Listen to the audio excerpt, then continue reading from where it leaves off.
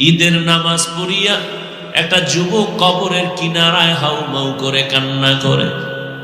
ও যুবক ভাই, তুমি ঈদের নামাজ পড়েছো, এখন আনন্দ বাড়ি বাড়ি যাবে, তুমি কবরের কিনারায় দাঁড়ায় কান্না করো কেন? যুবক কান্না করে বলে, ভাইজান, গত ঈদে আমার বাবা আমার পার্শ্বে যায় নামাজে দাঁড়ায় নামাজ আদায় করেছিলেন। ঈদগায় যখন বের হলাম, আমার আম্মা আমার মাথায় হাত দিয়া দোয়া করেছেন। আজ আমি যখন ঈদের নামাজে রওয়ানা, আমার বিছানায় তাকায় দেখি আব্বা নাই, আমার আব্বা নাই, আমার আম্মাও নাই। কে আমার মাথায় হাত বুলাইয়া দিবে? আমার যায় নামাজের পার্শ্বে আমার কে নামাজে দাঁড়াবো? আজ আমি বড় ইতিম। আজকে অনেকে আব্বা আম্মা নিয়া কত ঈদের আনন্দ করে, নাস্তা করে, আমার আব্বা নাই, আমার আম্মা নাই, আমি আজ এতিমের মতো একা। আমার মাথায় হাত বুলাইয়া একটু দোয়া করবে, সে আম্মা দুনিয়ায় নাই। আমার বাবা আমার মাথায় ছায়া দিয়া রাখবে, সে বাবাও নাই, আমি বড় এতিম। আমার পাশের মানুষ যখন আব্বু বলে ডাক দেয়, আমার কলিজাটা ফেটে যায়। আমার কপাল বুঝি খারাপ, আমি একবারও আব্বু বলে ডাক দিতে পারি না। আমার পার্শ্বে যখন সন্তান আম্মু বলে ডাক দেয়, আমার কলিজা ভেঙে যায়। আমি কাকে আব্বু বলে ডাকবো? আমার মা নাই। আমি যত কষ্ট করতাম, যেখানে যাইতাম রাতের গভীর হয়ে গেলেই মা বাবায় টেলিফোন করতে, ও বাবা এখনো কেন ঘুমাও না, খানা খাইছো নি, শরীরের হালাতটা কেমন, বারবার টেলিফোন করতে। আজ আমার মা নাই, বাবাও নাই, টেলিফোনে রাত 12টায় কেউ খবরও নেয় না। না খাইয়া থাকলেও কেউ জিজ্ঞাসা করে না, ঘুমাইলাম কিনা কেউ খবর নেয় না। ও আল্লাহর বান্দারা, এখানে যারা আছেন এতিম,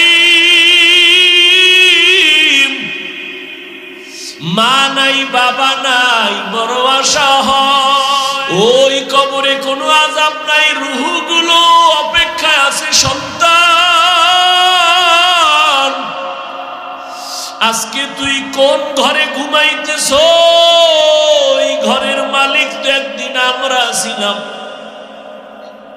আজকে তোরে বড় বানাইতে গিয়া আমি মা কত ঘুম নষ্ট করেছি।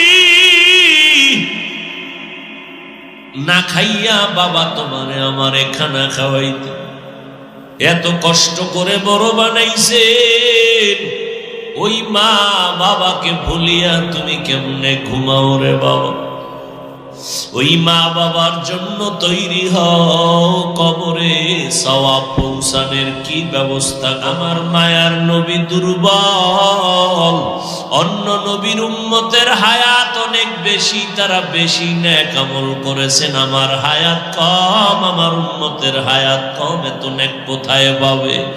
আল্লাহ বলেন, ও নবী জানেন না আমি আপনার কত বড় আশিক? সব নবী আমার বন্ধু, আপনিও আমার বন্ধু, তবে ব্যবধান হলো সব নবী রাসূল আমি আল্লাহর আশিক, আর আমি আল্লাহ নিজে হলাম আপনার আশিক। আপনার উম্মতের সুসংবাদ শুনায় দেন, যদিও হায়াত কম তবে বরকত আমি দিব অনেক বেশি। তোর চেহারা দেখলে মায়া লাগে না কেন? মাস্তানি করো না? সারাটা রাত দরওয়াজা জানালা বন্ধ করে মোবাইল চালায়া কবিরা গুনাহ করে করে কপালটা পুড়ে ফেলেছ।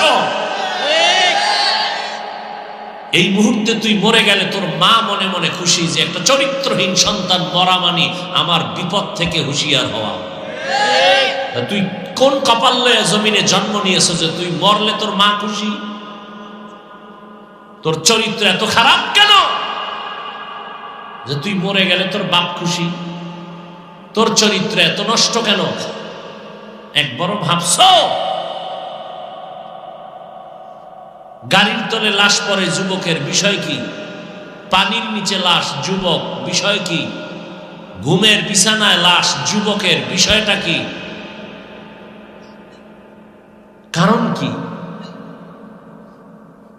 শিক্ষক তোরে বরদোয়া করে, তুই এত খারাপ কেন?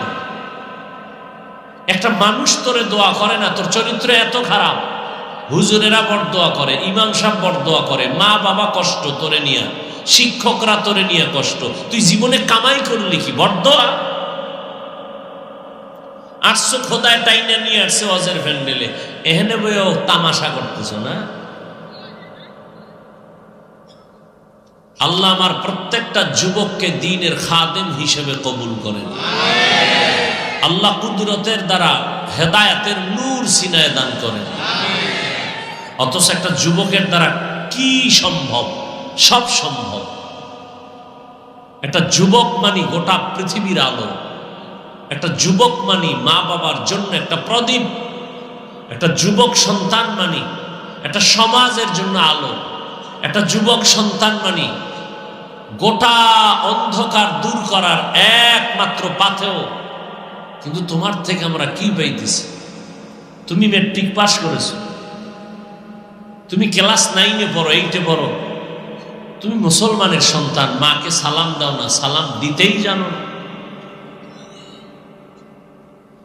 এই বেটা, আমি এত বড় বক্তা, বুঝাবার জন্য বলছি, একটু বুঝ। কুত্তা শুয়ারের আল্লাহ বুঝার মতো ভালো মন্দ যাচাইয়ের জ্ঞান দেয় নাই, মানুষকে দিছে, একটু চিন্তা কর। যুবকদেরকে বলছি, আমি এখনো সুযোগ পাইলে মা বাবার খেদমত করি, জুতা আগায় দেই, কাপড় ধুয়ে দেই, মশারি টানায় দেই।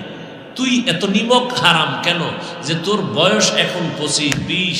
তোর বাসায় গিয়া তোর মায়ের চাকরানির মতো কাজে লাগাও, তোর জামা কাপড় প্যান্ট শার্ট গুলো খুলে দাও। তোর মা চাকর, তোর মা চাকরানি, কাজের লোক, তোর জামা কাপড় ধুইয়া দেয় এখনো তোর মা।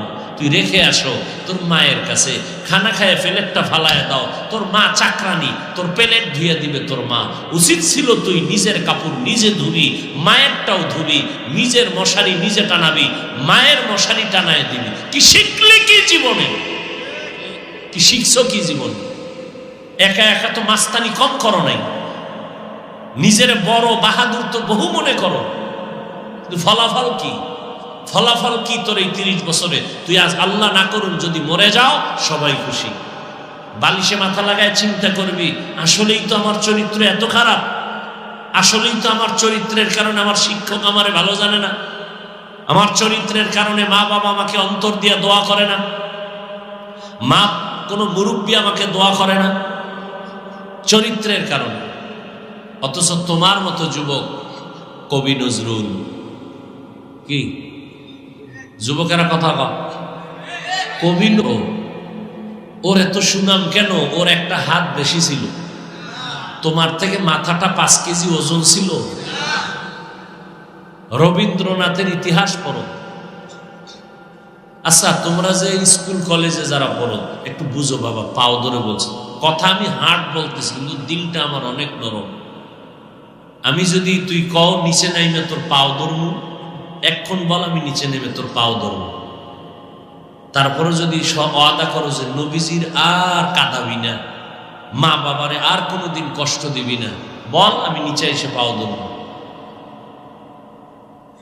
একটু ভালো করে বুঝ, পৃথিবীতে হুজুর ছাড়া যারা আহলে হক, ভণ্ড না, যারা হক হুজুর, এদের মতো আপন তোদের পৃথিবীতে কেউ নাই, আল্লাহর কসম কেউ নাই।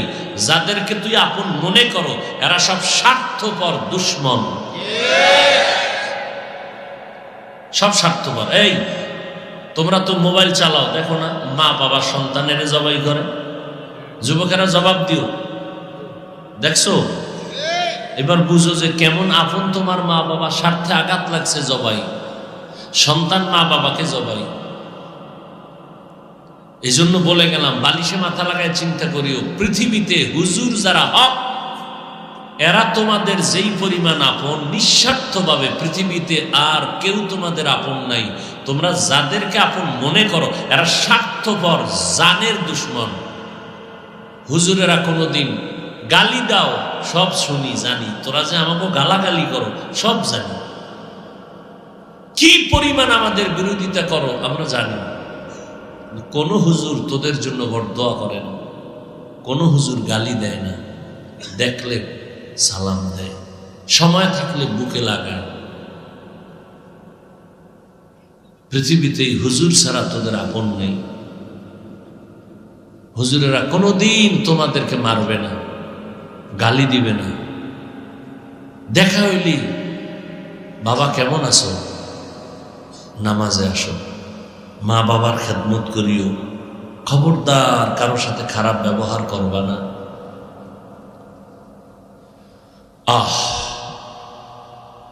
তো ওলামায়ে কেরাম ছাড়া তোমাদের আপন কেউ নেই, নিঃস্বার্থ, কোনো স্বার্থ নেই।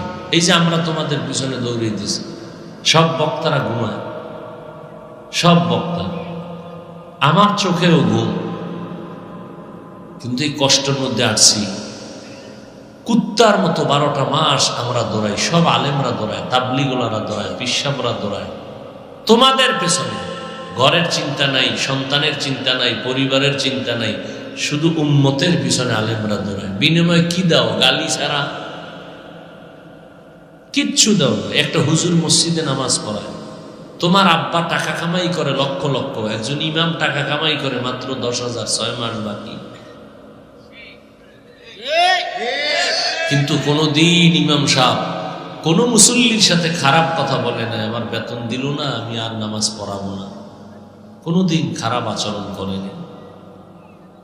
বরং তোমাদের কাছে পাও ধরে ধরে ধরে ধরে এরপরে বয়ান করি, কতটা বিনয়ের সাথে কথা বলি, কতটা উল্টা পাল্টা বলার থেকে নিজেরে বাঁচাই। এরপরও দুই একটা কথা হার্ড হয়ে গেল, কলবে তোমার কষ্ট লাগছে কিনা আবার মাপ চাই, ও বাবারা কষ্ট পাইছেন দয়া করে মাফ করে দিন। আবার আল্লাহর কাছে মোনাজাতে মাপ চাই, মনে হয় তোমার টাকার কেনা গোলাম আমি, এতটা নত হইয়া বয়ান করি। কারণ কি? তোমার কবরে তুমি যাবা, আমার কবরে আমি যাব, তো তোমার এত ঠেকা কি আমার বাড়িঘর ফালায় তোমার পিছনে দৌড়ানো? ইমাম সাহেব মাসে 2 দিন ছুটি পায় না, দরখাস্ত দিতে দিতে বেহুশ, দৌড়াইতেছে 2 দিনের ছুটি লাগবে। আরে বাপরে বাপ, বেতন কত? 10,000। এর মধ্যে মনে হয় জেলখানায় আটকে রয়েছে ইমাম সাহেব। এক ওয়াক্ত নামাজ যদি না পড়াইতারে, আরে খোদা, প্রশ্ন। ফকিন্নির বাচ্চাও জিগায়, হুজুর ছিলেন না কেন, গেলেন কি? আছে না নেই? ওর পাওয়ার কি? 5 টাকা মাসে বেতন দিই হুজুরের, এটা একটা পাওয়ার। এই জন্য জিগায়, হুজুর গেছিলেন কই?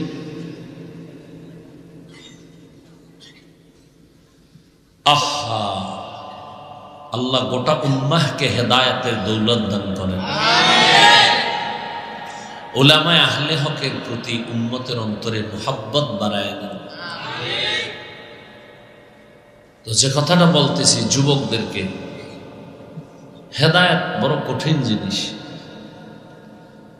মানুষকে আল্লাহ সম্মানিত করে বানায়া পাঠাইছেন, পাঠাইয়া সম্মান দেন নাই, সম্মানিত সিদ্ধান্ত করে আল্লাহ বানাইছেন। পাঠাইছেন একটা অপবিত্র জায়গা, দুনিয়া, যার কোনো দাম নাই। আর রহমতের নবী, যার চেহারার আলোতে অন্ধকার আলো, কোনো বাতি লাগে না। আম্মা জানা আয়েশা বলেন, রহমতের নবী আমার ঘরে ঢুকতেন, আমার কোনো বাতি লাগতো না, নবীর চেহারা মোবারকের আলোতে অন্ধকার আলোকিত হয়ে যেত। রহমতের নবীর চেহারা মোবারকের দিকে এক নজর যদি কেউ দিয়া তাকাইতো, দীর্ঘ দিনের পেটের ক্ষুধা নিবারণ হয়ে যাইত। এমন একজন পবিত্র নবী, যেই নবীর জন্য সারা দুনিয়ার মাখলুকরা পাগল, গর্তের পিপিলিকা পাগল, উড়ন্ত পাখি নবীরা আসে, জঙ্গলের প্রাণীরা নবীর জন্য পাগল। রহমতের নবী রাস্তা দিয়ে হাঁটেন, গাছগুলো নত হইয়া নবীরে সালাম দেয়। সুবহানাল্লাহ না? আইব কেমনে? ফজর নাই, জহুর নাই, আসর নাই, মাগরিব নাই, এশা নাই, ওয়াজ আইছে, এক ওয়াক্ত নামাজও পড়ে নাই। জিগাইলে কই নামাজ লাগবে নি? লাগবে মানে আপনি বুঝেন না?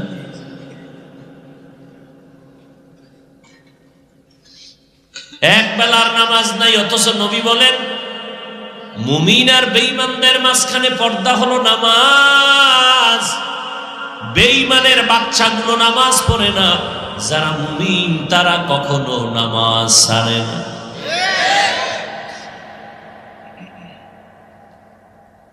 ও আল্লাহর বান্দারা,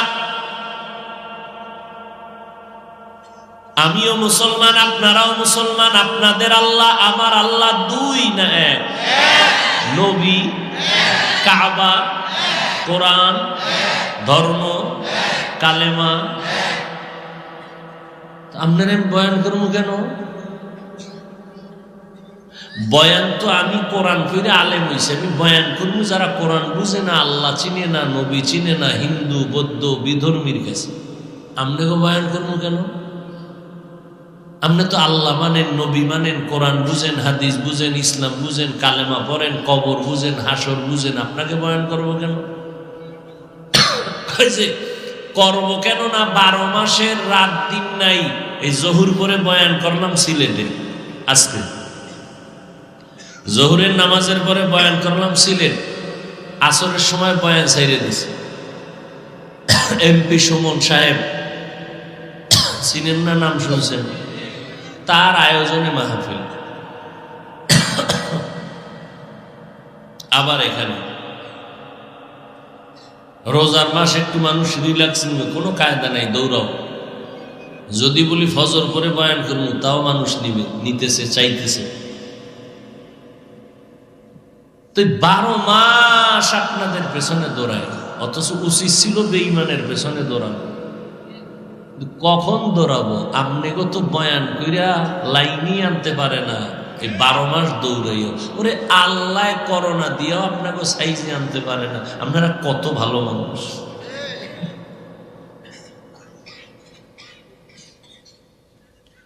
এত বড় মহামারী করোনা, এই বাঙালিরই সোজা করা গেল না। এ আগের দাড়ি কামান না, এখনো দাড়ি কামান।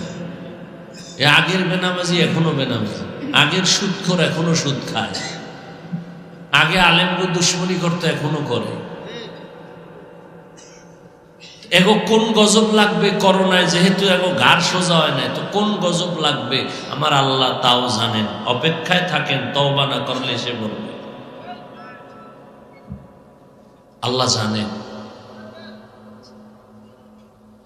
আল্লাহ তো রহমতের নবীকে এত দাম, এত দাম, এত দাম, যে নবীর ঘাম থেকে মিশকের ঘ্রাণ, মেঘের খণ্ড নবীরে ছায়া দেয়, সূর্যের গরম যেন নবীরে কষ্ট না হয়। সেই নবীকে পাঠাইলেন কোথা?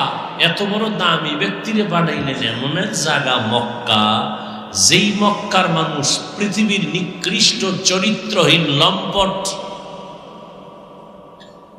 এত খারাপ মানুষ পৃথিবীর ইতিহাসে আর কোথাও ছিল না। মক্কার মানুষ, এমন মানুষের মাঝে পৃথিবীর শ্রেষ্ঠ ব্যক্তিকে পাঠাইলেন। আর সেই শ্রেষ্ঠ ব্যক্তি এমন আলো দিলেন, পুরা অন্ধকার দূর হয়ে মানুষগুলো এত দামি হয়ে গেল। আল্লাহ জিব্রাইলকে পাঠায় কয়, যাও লিস্টি দিয়ে দিলাম, আমার রসুলকে লিস্টি শুনায় দিতে বলো, এই লিস্টিতে যাদের নাম আছে এরা বিনা হিসাবে জান্নাতি।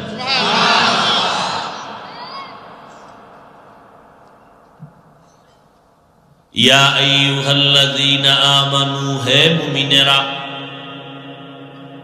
আল্লাহ সম্মান দিয়া দুনিয়াতে মানুষ বানাইছেন, বানাইয়া সম্মান দেন নাই। এবার সম্মান যেন নষ্ট না হয়, পরিবেশ কিন্তু খারাপ। যেখানে পাঠাইছি পরিবেশ বড় খারাপ। এই পরিবেশে তোমার সম্মান যদি টিকায় রাখতে চাও, আমি আল্লাহ পাক রব্বুল আলামিন ব্যবস্থা দিলাম দুইটা, ব্যক্তি আর কিতাব। ধরে রাখো,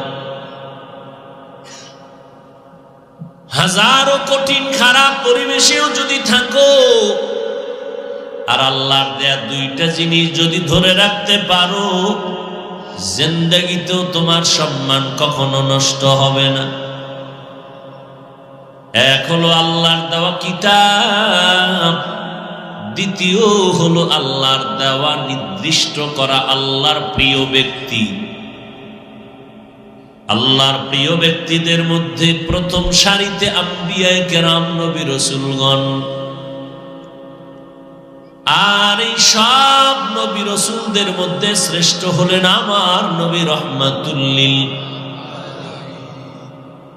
আর আল্লাহ যত কিতাব দান করেছেন এর মধ্যে শ্রেষ্ঠ কিতাব হলো কোরআনুল কারীম। এই দুইটা ব্যবস্থাকে যারা গ্রহণ করেছে, চূড়ান্ত চরিত্রহীন লম্পট মক্কার মানুষ, এই দুই জিনিস গ্রহণ করা মাত্র তারা এত দামি হয়ে গেল।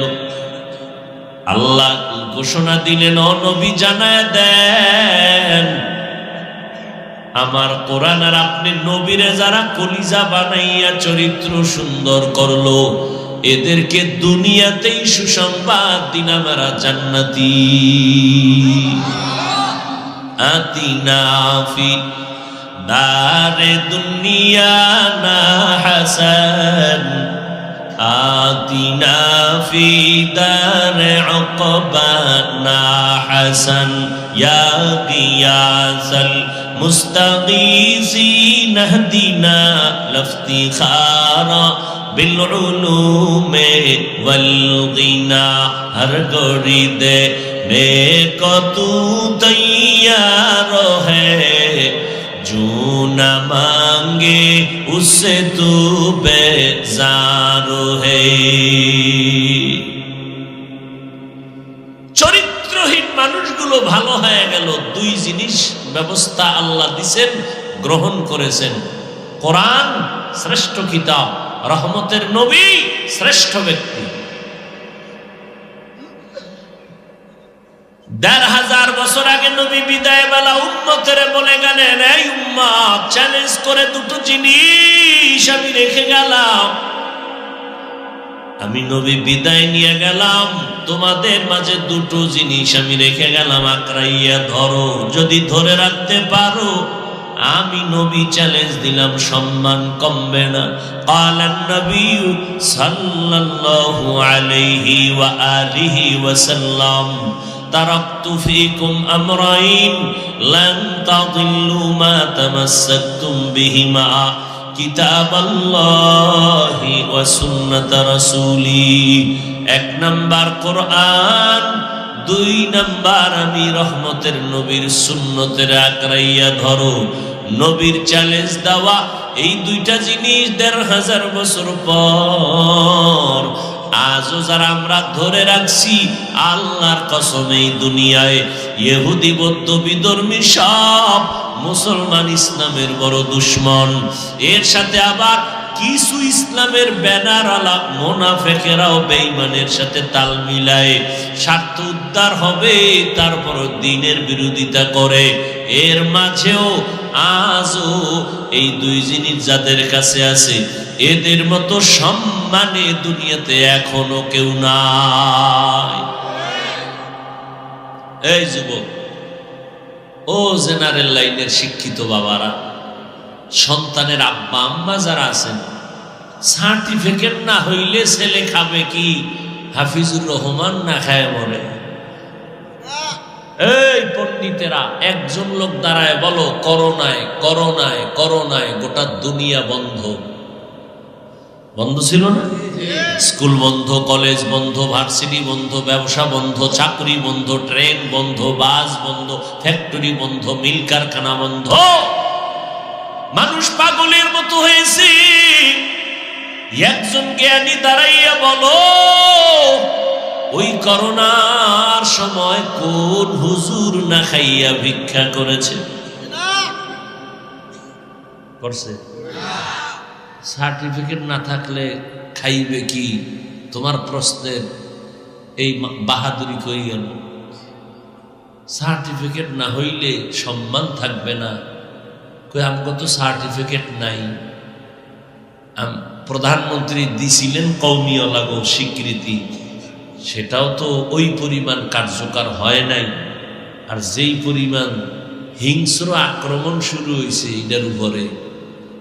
আমগো মুসলমান জাতি ভাইরা কিছু হুজুরেরা জল্লে পুরে ছাই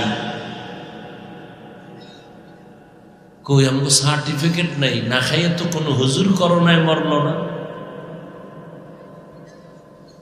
করোনার লাশ পড়ে আছে, কেউ কাছে যায় না, সন্তান যায় না, হসপিটালে যায় না। শত শত করোনার লাশ।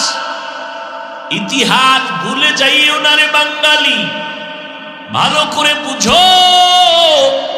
শত শত করোনার লাশ আমার দেশের টুপিওয়ালা উলামায়ে কেরাম, আমার প্রশাসনের, আমার পুলিশ ভাইরা কাঁধের মধ্যে নিয়ে গোসল করাইলেন, কাফন পরাইলেন, জানাজা পরাইলেন, দাফন করাইলেন হুজুরের আলেমরা। শত শত লাশ, একজন হুজুরেও করোনায় মরে না। বুঝেননি? কিচ্ছু বুঝেননি। ছাগলের একজনে কান ধরে কয় এটা এরকম, এটা এরকম, এটা এরকম। 10 মিনিট এরকম ঘুরে টুরে সাইডে দিছে, কানে লাড়া দিয়ে কয় না এটি সব বাদ। বুঝেননি? আমরা যত বুঝাই, প্যান্ডেল থেকে বাইরে হইলে বিড়িটা দে।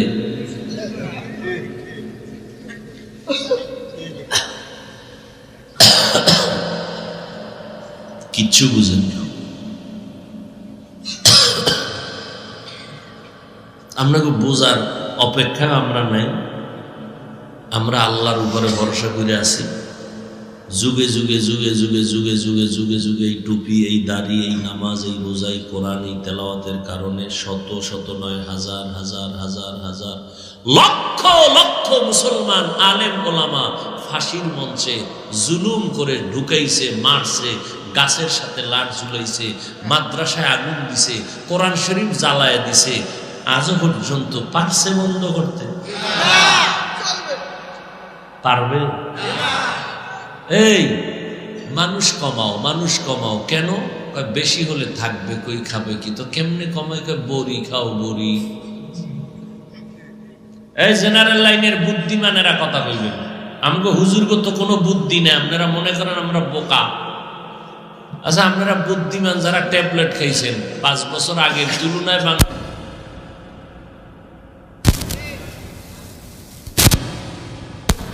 কমে নাই তো? ট্যাবলেট কই? কি খাইলেন এত বছর? ছেলে হোক মেয়ে হোক, দুটোর বেশি নয়। না হলে একটা হলে ভালো হয়, না হলে আরো ভালো হয়। আর আমরা ওই রসুলের হাদিসটা শুনছি, দেখছি, ওই বাড়ির মাইয়া বিয়া করো যেই বাড়ির বংশে সন্তান বেশি। আমি মুহাম্মদ কিয়ামতে উম্মত বেশি নিয়ে জান্নাতে যাব গর্ব করে, খুশি মনে। নবী কয় উম্মত বাড়াও, আপনি কোন ট্যাবলেট খেয়ে কমাও।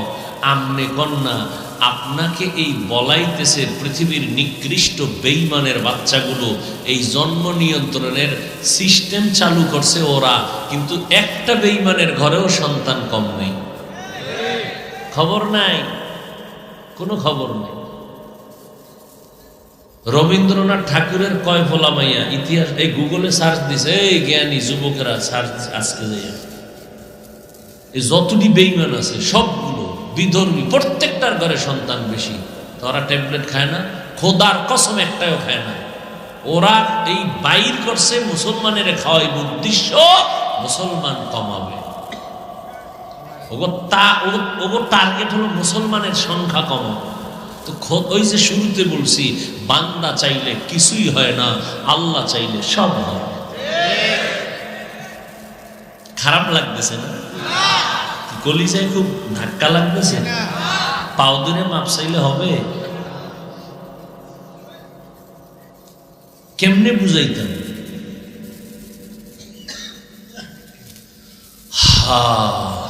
নবীজি যার কোনো গুণা নেই, একটা মশা মাছি পড়ে না। একটু চিন্তা করেন কথাগুলো, আমি বলতেছি আধা সেকেন্ডে, কিন্তু ভাইবেন যেটা কেমন কথা, কেমন ব্যক্তি।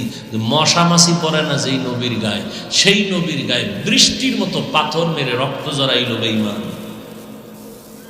তা আমগো উপরে আযাব গজব বিপদ আসবেন এটা কেমনে বুঝেন? এগুলো জেনে শুনেই আল্লাহর পথে আছি আলহামদুলিল্লাহ। হাজারো বিপদে আমগো সম্মান কমছে? হ্যাঁ,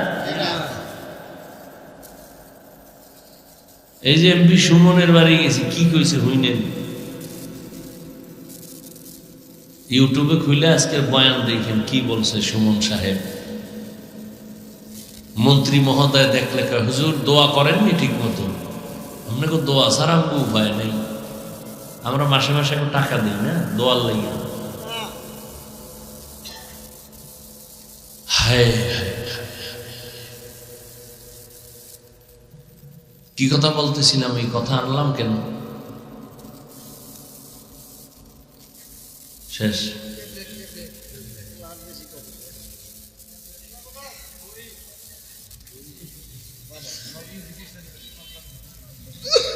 আল্লাহ পাক রব্বুল আলামিন রহমতের নবীকে এমন একটা জায়গায় পাঠাইলেন যেই পরিবেশটা চূড়ান্ত খারাপ, এরা আলোকিত হয়ে গেল রসুলের।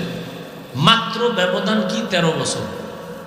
মক্কার মানুষের পরিবর্তনের ব্যবধান কত, টাইম কত? মাত্র 13 বছর। দেখেন তো, একটু খেয়াল করেন, এই 13 বছরে মক্কার মানুষ স্বর্ণের মানুষ হয়ে গেছে।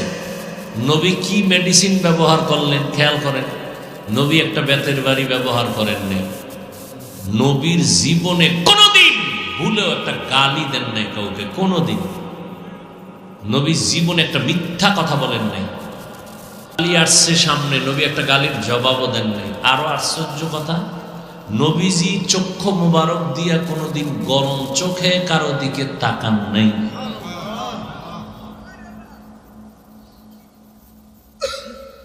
আমরা সেই নবীর উম্মত, আমগো আদর্শ কি?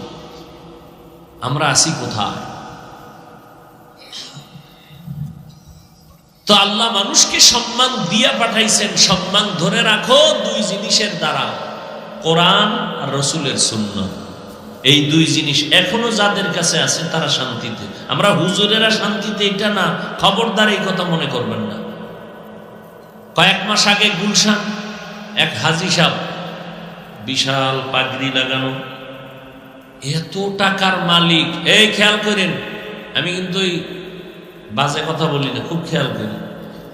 প্রতি মাসে 110 কোটি টাকা। কত? প্রতি মাসে সরকারকে দেয় গ্যাস বিল। কি বিল? গ্যাস বিল দেয় সরকারকে 110 কোটি প্রতি মাসে। হাজী সাহেব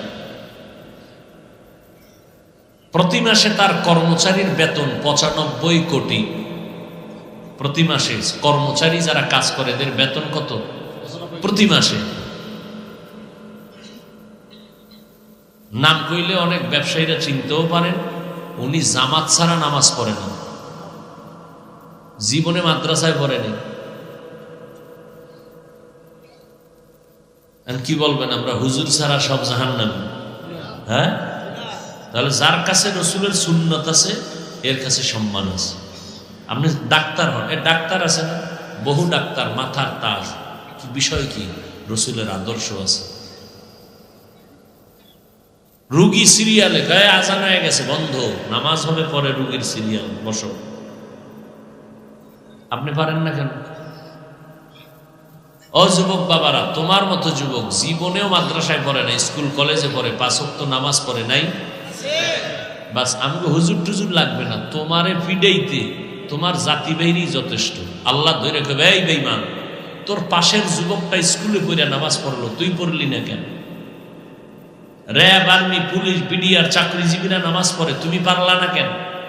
হুজুর বাদ দাও, কথায় কথায় হুজুর টানো কেন? হুজুর বাদ।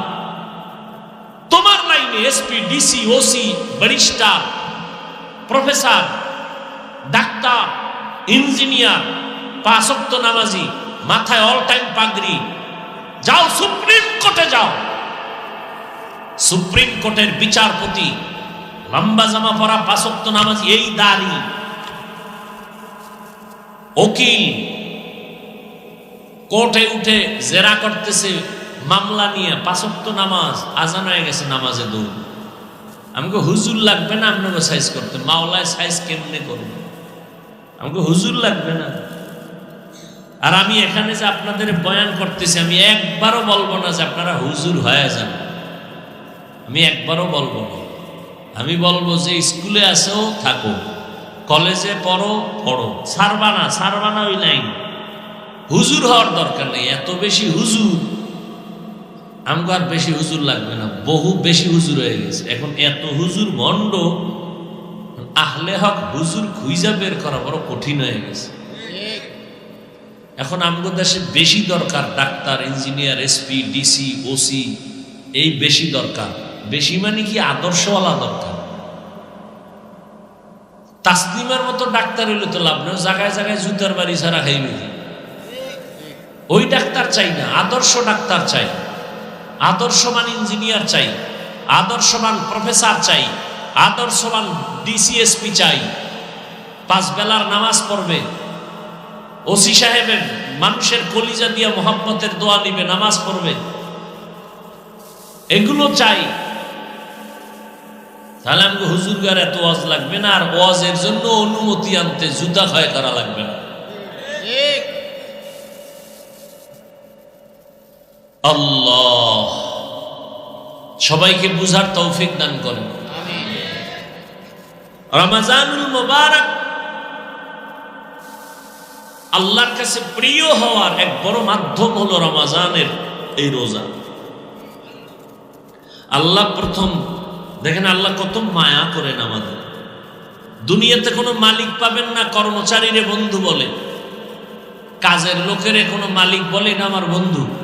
পৃথিবীতে আছে আল্লাহ কেমন দয়াময়। তিনি বলেন, গোলাম যারা আমার, দুনিয়ার বান্দা যারা তোমরা আমার গোলাম, এর মধ্যে যারা মুমিন তোমরা আমার বন্ধু, আমি তোমাদের বন্ধু। ইয়া আইয়ুহাল্লাযীনা আমানু, হে আমার বন্ধুরা। আল্লাহ বন্ধু শব্দ বলে মোহাব্বত কমাইলেন না বাড়াইলেন? মোহাব্বত যখন বেড়ে গেছে তখন কঠিন একটা কাজের কথা বললেও বন্ধু মনে কষ্ট নিবে না। খুব খেয়াল করেন, বন্ধু বানাইয়া মোহাব্বত বাড়ায় দিলেন, এই বন্ধু তুমি আমার বন্ধু। মালিক যখন গোলামের বন্ধু বলবে, গোলাম খুশি না বেজা? কম খুশি না বেশি? আল্লাহ কয়, মুমিন তুমি আমার বন্ধু। এবার মোহাব্বতের দাবিতে আল্লাহ যদি একটা কাম দেয় কঠিন, বন্ধুরে বন্ধু কঠিন কথা বললো, এটারে দোষে নেয় না, বোঝাও মনে করে না। আল্লাহ বন্ধু বানাইয়া বললেন এটা করো, বাই ফোর্স অর্ডার, এটা বললেও হতো। যেমন সরকার বলে, তোমরা আমার জনগণ, তোমরা আমার অধীনস্থ, আমি অর্ডার দিলাম বাই ফোর্স, মাস্ক পরো, মাস্ক। যদি আমার অর্ডার না মানো, লাঠি বাহিনী পিছনে দাঁড়ানো।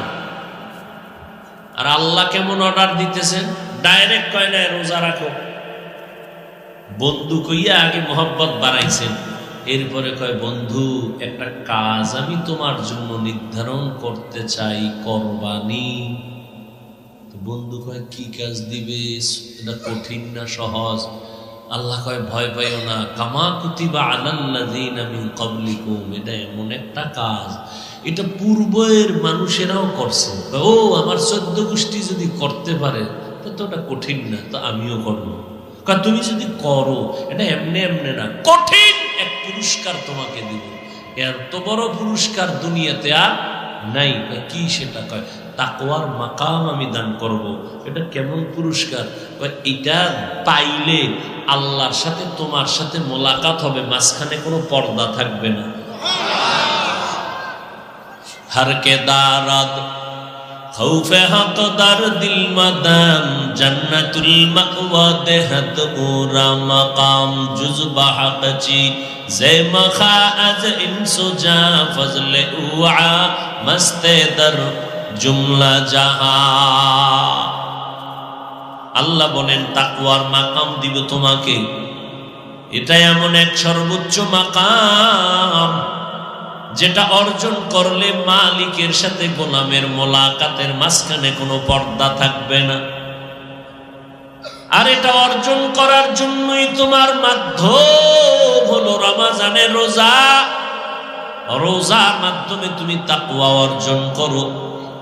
এরে পর্দার আড়ালের আম্মা জান, ও যুবক, ও বৃদ্ধ বাবাজি, কয়দিন আর দুনিয়ায় বাঁচবেন? গত রমাজানে অনেকে ছিল, এই রমাজানে অনেকে দুনিয়ায় নাই। ঈদের নামাজ পড়িয়া একটা যুবক কবরের কিনারায় হাউমাউ করে কান্না করে। ও যুবক ভাই, তুমি ঈদের নামাজ পড়েছো, এখন আনন্দ বাড়ি বাড়ি যাবে, তুমি কবরের কিনারায় দাঁড়ায় কান্না করো কেন? যুবক কান্না করে বলে, ভাইজান, গত ঈদে আমার বাবা আমার পার্শ্বে যায় নামাজে দাঁড়ায় নামাজ আদায় করেছিলেন। ঈদগায় যখন বের হলাম, আমার আম্মা আমার মাথায় হাত দিয়া দোয়া করেছেন। আজ আমি যখন ঈদের নামাজে রওয়ানা, আমার বিছানায় তাকায় দেখি আব্বা নাই, আমার আব্বা নাই, আমার আম্মাও নাই। কে আমার মাথায় হাত বুলাইয়া দিবে? আমার যায় নামাজের পার্শ্বে আমার কে নামাজে দাঁড়াবো? আজ আমি বড় ইতিম। আজকে অনেকে আব্বা আম্মা নিয়া কত ঈদের আনন্দ করে, নাস্তা করে, আমার আব্বা নাই, আমার আম্মা নাই, আমি আজ এতিমের মতো একা। আমার মাথায় হাত বুলাইয়া একটু দোয়া করবে, সে আম্মা দুনিয়ায় নাই। আমার বাবা আমার মাথায় ছায়া দিয়া রাখবে, সে বাবাও নাই, আমি বড় এতিম। আমার পাশের মানুষ যখন আব্বু বলে ডাক দেয়, আমার কলিজাটা ফেটে যায়। আমার কপাল বুঝি খারাপ, আমি একবারও আব্বু বলে ডাক দিতে পারি না। আমার পাশে যখন সন্তান আব্বু বলে ডাক দেয়, আমার কলিজা ভেঙে যায়। আমি কাকে আব্বু বলে ডাকবো?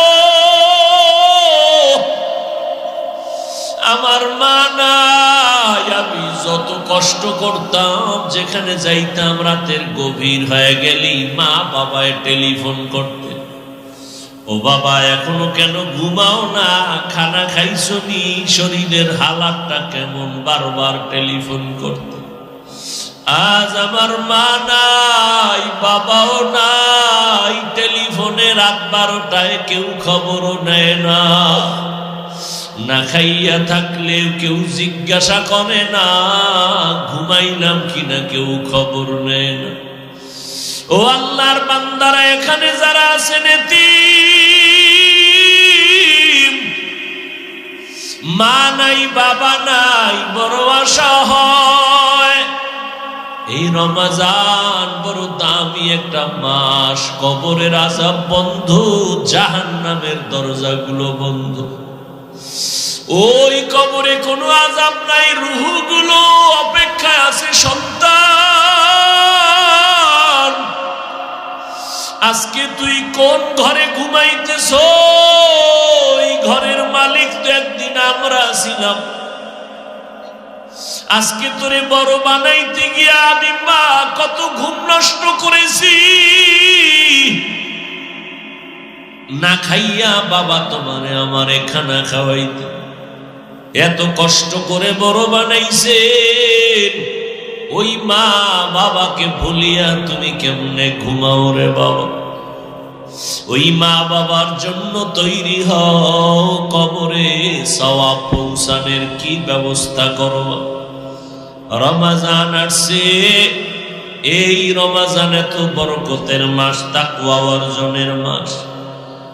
ও বান্দা, তুমি একটা নফল আমল 11 মাসে করবা, রমজানে করবা, তুমি এত দাম পাবা। একটা নফল অন্য মাসে করো, রমজানে করবা, ফরজের সমান সওয়াব হয়ে যাবে। অন্য মাসে একটা ফরজ আমল করবা, রমজানে করলে 70টা ফরজের সওয়াব জমা হয়ে যাবে। আমার মায়ার নবী দুর্বল, অন্য নবীর উম্মতের হায়াত অনেক বেশি, তারা বেশি নেক আমল করেছেন। আমার হায়াত কম, আমার উম্মতের হায়াত কম, এত নেক কোথায় পাবে?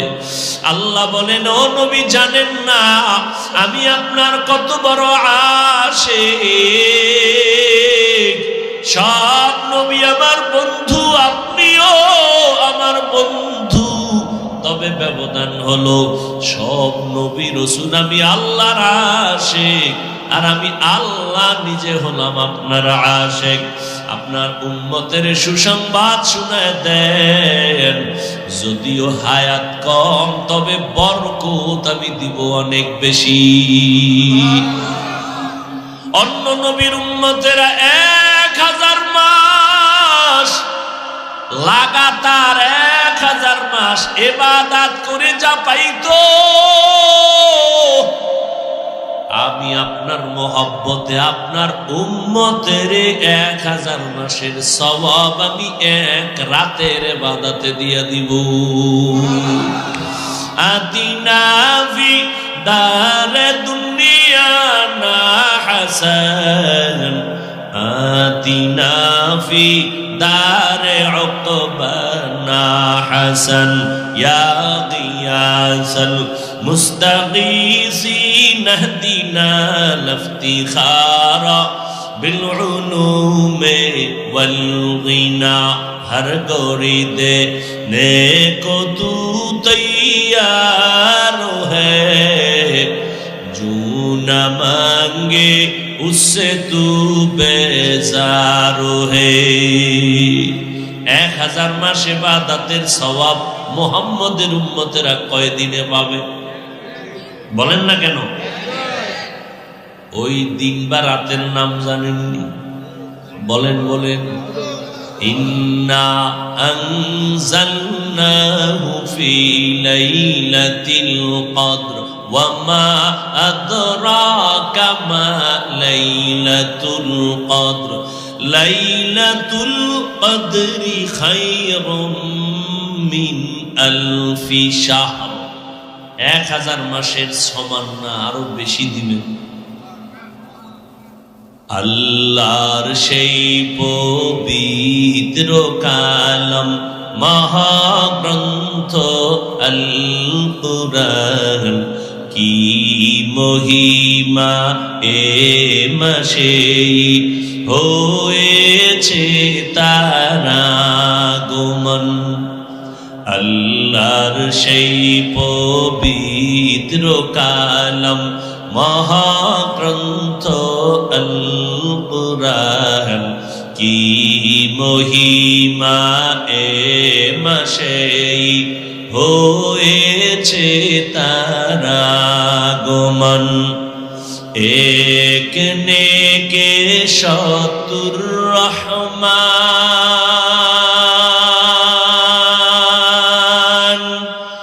দিন নফল ফরজ সমান,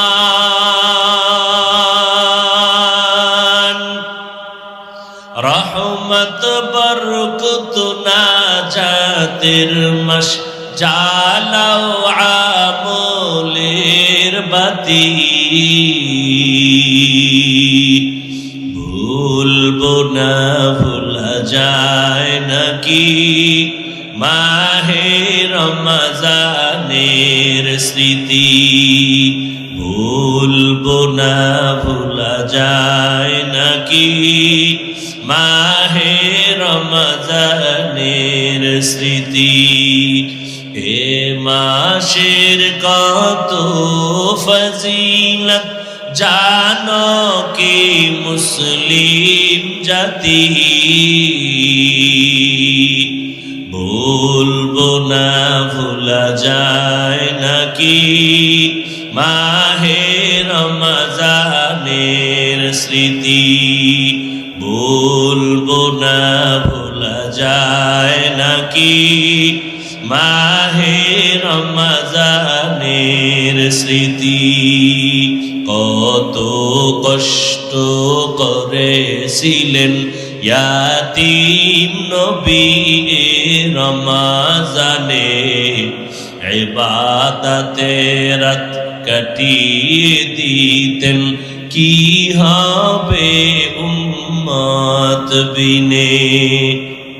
কত কষ্ট করেছিলেন ইয়াতীম নবী রমজানে, ইবাদতে রাত কাটিয়ে দিতেন, কি হবে উম্মত বিনে। আমরা তো সেই নবীরই উম্মত, কেমনে দাও তার সিনাতে আঘাত। মরণের ভয় নাই কি তোমার, কি হবে যে শেষের গতি।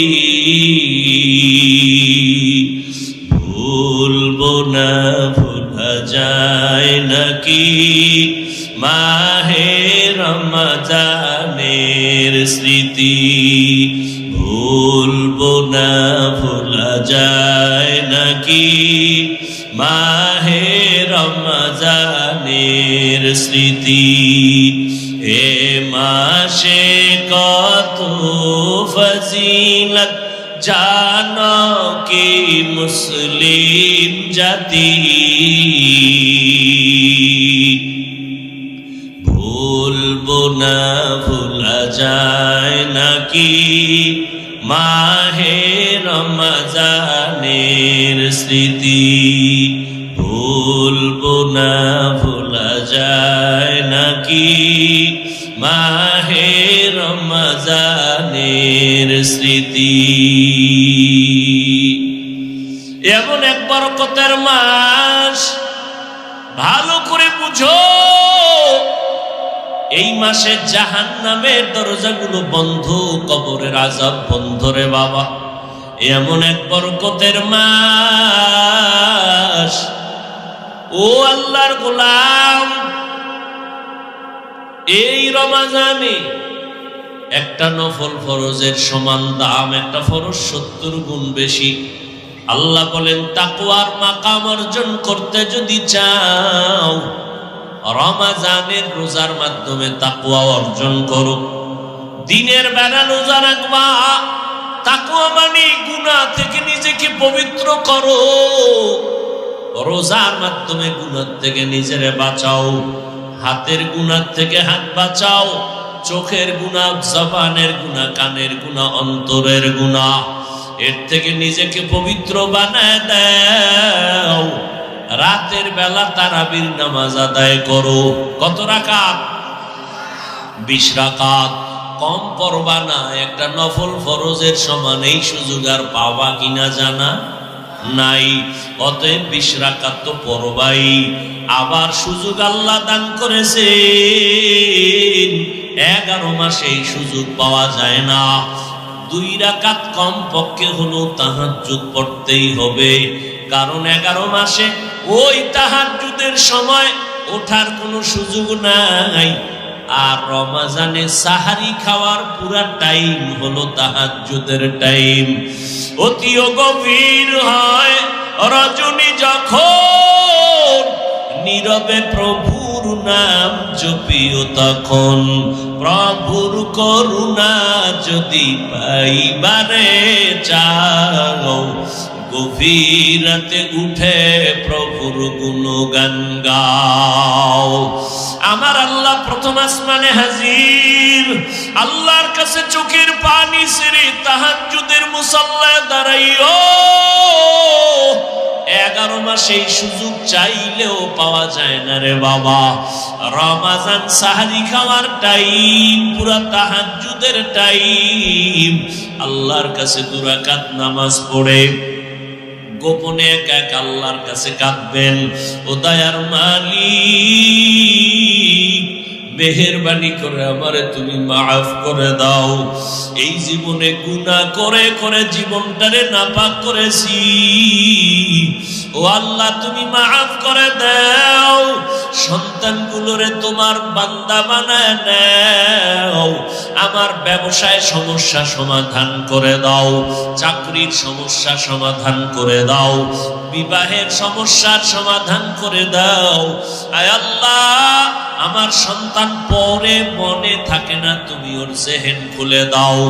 বাবা হইয়া আল্লাহর কাছে চোখের পানি ছাড়বেন আর বলবেন, ইফতারির সময়, দোয়া কবুলের সময় ইফতারি সামনে নিয়ে আল্লাহর কাছে দোয়া করবেন, ও দয়ার মালিক, একটা রোজাও ভাঙবো না, তুমি রোজার বরকতে আমাকে সুস্থ রাখিও মাওলা, একটা রোজা হুঁশ থাকতে ভাঙবো না।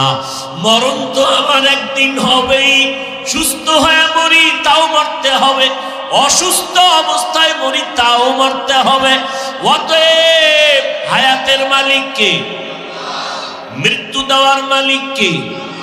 আমার আল্লাহ যদি আমারে সুস্থ অবস্থায় নেন, করার কিছু থাকবে না। কত মানুষ সুস্থ, কোনো রোগ নাই, হঠাৎ বলে আমার বুকে ব্যথা, হঠাৎ জায়গায় চলে যায়। সবাই বলে হঠাৎ মরলো কেন? বলে স্ট্রোক করে মারা গেছে, স্ট্রোক করে মারা গেল। আমি সুস্থ অবস্থায় যদি মরি আল্লাহ চাইলে নিয়ে যাবেন, অসুস্থ অবস্থায় যদি আল্লাহ চায় নিয়ে যাবেন। ওই করোনায় কত মানুষ গেল, আবার অনেকের করোনা হইছে কিন্তু মরে নাই। কথা বলেন না কেন? আল্লাহ বাঁচায় রাখছেন। অতএব রোজার কারণে আমার রোগ বাড়বে, মরে যাব না, না। আল্লাহ রোজার এত পুরস্কার দিয়েছেন, এত দামি পুরস্কার আর কোন আমলের বেলায় দেন নাই। অতএব আমার মাওলা যেহেতু চাইতেছেন আমি রোজা রাখি, আমাকে বন্ধু বলে আল্লাহ সম্বোধন করেছেন, রোজার মাধ্যমে তাকওয়ার মাকাম দান করবেন। অতএব আমি এই বরকত ছাড়বো না। আগামী রমজান পাবো কিনা জানা নাই, গ্যারান্টি নাই। অতএব আল্লাহর কাছে তওবা করে নেন। ও যুবক, মা বাবাকে বললাম, ও পর্দার আড়ালের আম্মা জানেরা, ও বাবাজিরা, একটা রোজাও নিজেও ভাঙবেন না, সন্তানকেও রাখানোর চেষ্টা করেন। 6 বছর থেকে রোজার অভ্যাস ছাড়ি না রে বাবা। আর আপনার সন্তান 25 বছর একটা রোজাও রাখে না, আল্লাহর কাছে কি জবাব দিবেন? এখন থেকে রোজার অভ্যাস তৈরি করে নেন।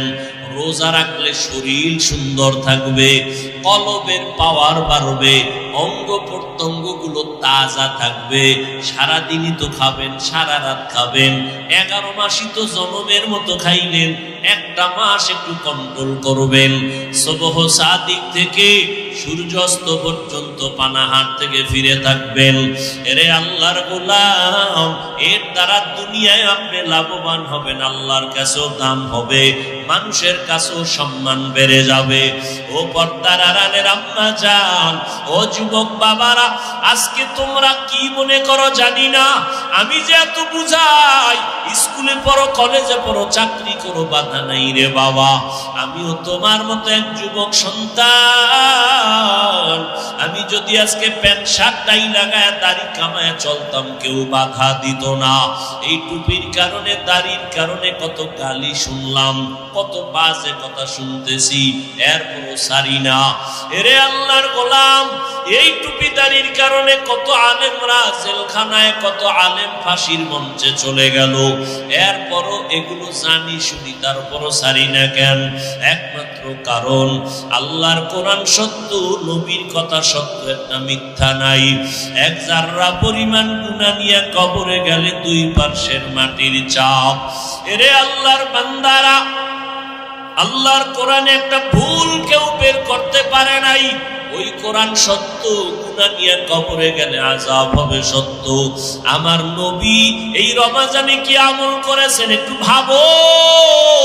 নবীর কোনো গুনাহ নাই, তারপরও সারা রাত নামাজে কাটাইতেন, কান্না করতেন।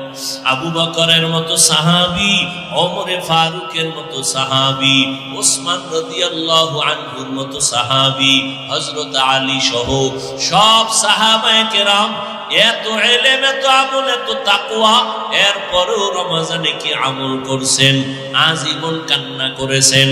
তাদের তুলনায় আপনার আমল তো কোনো আমলই নাই। কি পরিমাণ কান্না করা দরকার! আল্লাহর কাছে তওবা করেন। চোখে যদি কান্না না আসে, পানি না আসে, মনে করিয়েন আল্লাহ গুনার কারণে বেজার। এখন থেকে চেষ্টা করেন, তওবা করেন। মা বাবা থাকলে দোয়া নিবেন, মা বাবার দোয়া ছাড়া আগানো যাবে না।